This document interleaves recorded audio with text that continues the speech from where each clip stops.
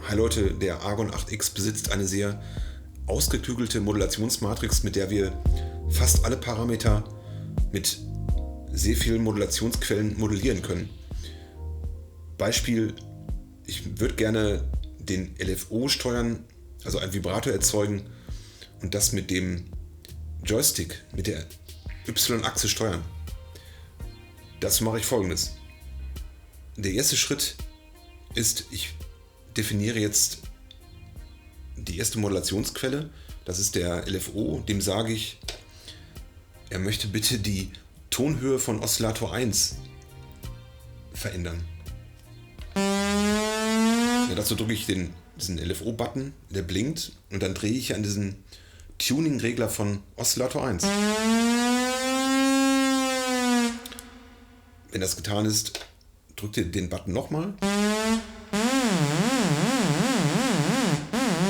Stelle ich mal wieder auf 0. Zweiter Schritt und letzter Schritt.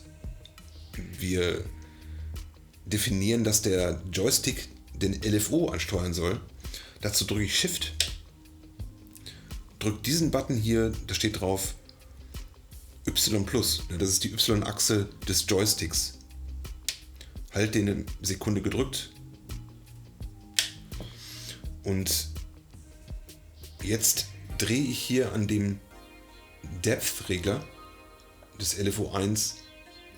Dadurch definiere ich quasi das Modulationsziel des Joysticks. Jetzt drücke ich hier nochmal drauf und schon habe ich jetzt die Modulation, also die LFO-Modulation auf dem Joystick.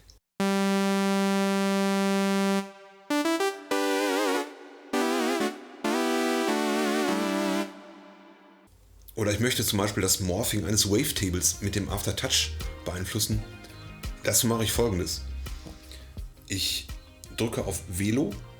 Das hat so eine Art Shift-Funktion in diesem Bereich hier, also dieser Button. Drücke auf Velo und diesen Button hier.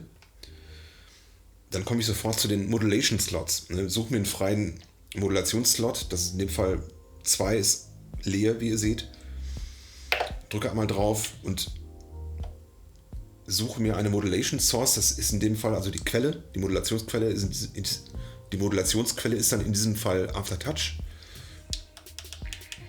Suche mir hier Aftertouch raus, bestätige ein nach vorne.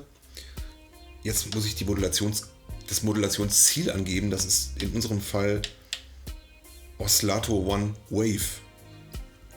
Bestätigen. Und im nächsten Schritt stelle ich die Modulationsintensität ein. Das war's schon.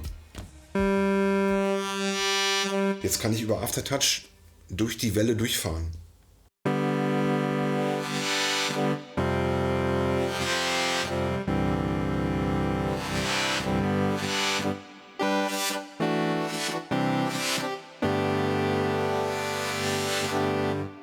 Leute, das war's von mir für heute. Wenn ihr Fragen habt oder Kommentare, schreibt sie unten in den Kommentarbereich und wir sehen uns im nächsten Video.